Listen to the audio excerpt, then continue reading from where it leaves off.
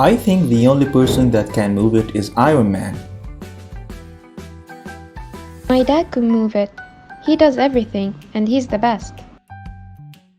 Can't they make it fly? Can someone carry it? Can't they push it? Remove everything from the boat and then break it apart. Why can't they row it out? Dig it out.